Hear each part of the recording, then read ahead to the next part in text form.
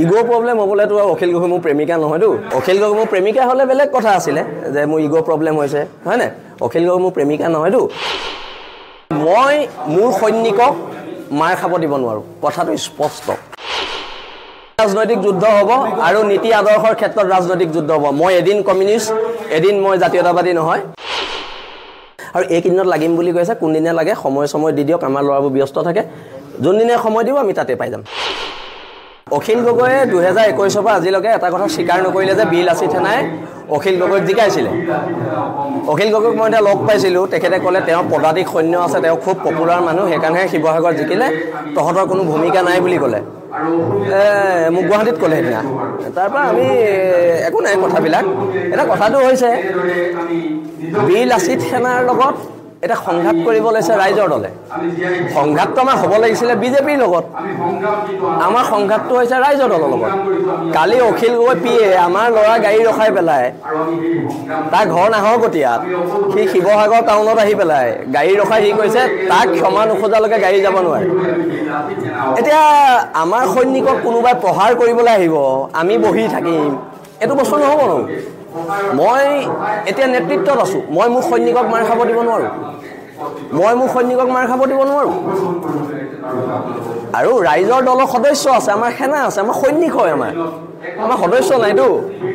আমি সৈনিক হয় আৰু মই মোৰ সৈনিকক মাৰ খাব দিব নোৱাৰো কথাটো স্পষ্ট আৰু যদি যুদ্ধ হয়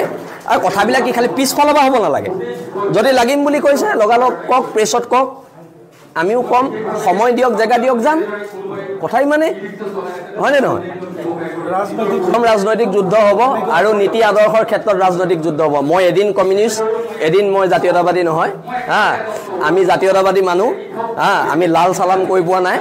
আমি জাতীয়তাবাদী মানুহ আমি জয় অসম কোৱা মানুহ আৰু এখন যুদ্ধ হ'ব অখিল গগৈ নুই কৰি দিলে আৰু আপুনি কি কৈছে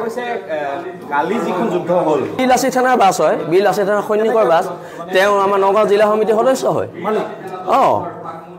বাৰে বাৰে কোৱা হৈছে সংঘাতত নাহিব সংঘাতত আহিলে সংঘাতত আহিম আৰু কথা ইমান কথা পাতি লাভ নাই খালি কথাটো হৈছে কি কেতিয়া লাগিব সেইটো ক'লেই হ'ব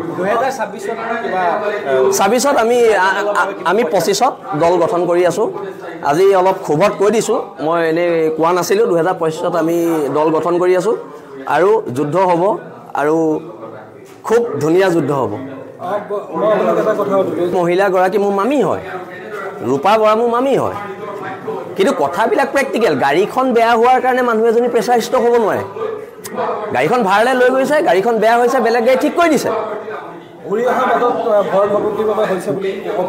একদম ভুৱা অভিযোগ এইবিলাক কিন্তু কথাটো হৈছে যদি সংঘাতটো বিচাৰিছে সংঘাতটো হ'ব মানে আমি আৰু বহি থাকিম নি আৰু নেভাবো কেলে ভাবিম সিহঁতি লাগি লৈছে সিহঁতি মাফ কৈছক আমি লাগি লোৱা নাই ন খালি বিল আসি থানাৰ সৈনিকৰ নিৰাপত্তা দায়িত্ব মই যিহেতু নেতৃত্বত আছোঁ মোৰ ওপৰত আছে আমাৰ কোনো সৈনিকৰ ওপৰত আঘাত হ'বলৈ নিদিওঁ 2026ত ৰাইজৰ দলৰ বা শৃংখল চলীয়া নহয় প্ৰত্যাহ্বান বিল আসি থানা অসম হ'ব মই অকলে এটা শক্তি নহয় যিহেতু নস্যাতে কৰিলে আমি জিকোৱা নাই বুলি তেওঁ বোলে পদাতিক সৈন্য আছিলে পদাতিক সৈন্যই জিকালে তেনে বিল আসি থানা ল'ৰাবোৰ ওপৰত উৰি ফুৰিব লাগিব এই ইলেকশ্যনৰ সময়ত হয় না আমি অখিল গগৈ বক্তব্যৰ পিছত আচলতে শৃংখল চলীয়া বা বিল আসি থানা ক'ৰবাত ক্ষোভিত হৈছে যে যিহেতু আপোনালোকে কৰাৰ পিছতে যে ৰেকগনাইজেশ্যনটো বিধায়ক দিলে তেনেকুৱা এটা ইগ'ৰ প্ৰব্লেমৰ কিবা আছে নেকি ইগ'ৰ প্ৰব্লেম নাই জাতীয়তাবাদৰ ওপৰত প্ৰব্লেম আছে প্ৰব্লেমটো ইগ'ইষ্টিক নহয় জাতীয়তাবাদৰ লগত প্ৰব্লেম ইগ'ৰ প্ৰব্লেম হ'বলেতো অখিল গগৈ মোৰ প্ৰেমিকা নহয়তো ইগ'ৰ প্ৰব্লেম হ'বলে অখিল গগৈ মোৰ প্ৰেমিকা হ'লে বেলেগ কথা আছিলে যে মোৰ ইগ'ৰ প্ৰব্লেম হৈছে হয় নাই অখিল গগৈ মোৰ প্ৰেমিকা নহয়তো আৰু সেইকাৰণে আমি এখন যুদ্ধ কৰিম 2026 হ'লে চব সাজু থাকক আৰু এই কিনত লাগিম বুলি কৈছে কোনদিনা লাগে সময় দি দিয়ক আমাৰ ল'ৰাবোৰ ব্যস্ত থাকে যোনদিনে সময় দিব আমি তাতে পাই যাম হয় নাই আৰু আমি আকৌ মৰম কৰিলে খুব ধুনীয়াকৈ মৰম কৰোঁ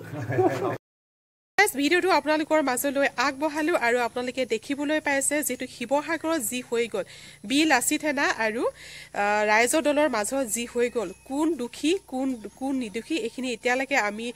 হয়তো স্পষ্টকৈ গম নাপাওঁ হয়তো দুখ সকলোৰে থাকিব পাৰে কিন্তু যিদৰে অখিল গগৈয়ে যেনেকৈ লাইফৰ যোগেদি কোন দুখী আছিল দুখীক মানে বিচাৰ কৰি শাস্তি দিবলৈ মুখ্যমন্ত্ৰীক অৰ্থাৎ হিমন্ত বিশ্ব শৰ্মাক অনুৰোধ জনাইছে ফেচবুক লাইভৰ যোগেদি আৰু এফালে শৃংখল চলিহা অন্য এটা ৰূপত দেখিবলৈ পোৱা গৈছে যে শৃংখল চলিহা উগ্ৰ ৰূপটো আমি দেখিবলৈ পোৱা গৈছে আৰু শৃংখল চলিহাই কৈছে যে অখিল গগৈ মোৰ পেৰকী নহয় আৰু যদি যুদ্ধ কৰিবলগীয়া আছে আমি কৰিম ভালকৈ কৰিম আৰু এনেদৰে মন্তব্য যিহেতু ভিডিঅ'টো মই আপোনালোকৰ মাজলৈ আগবঢ়ালোঁ আৰু ভিডিঅ'টো আপোনালোকে চালে আৰু চাই কেনেকুৱা লাগিলে আপোনালোকে কমেণ্ট কৰি জনাব আপোনালোকে হয়তো ভিডিঅ'টো চাই কিন্তু মোক কমেণ্ট কৰি নজনায়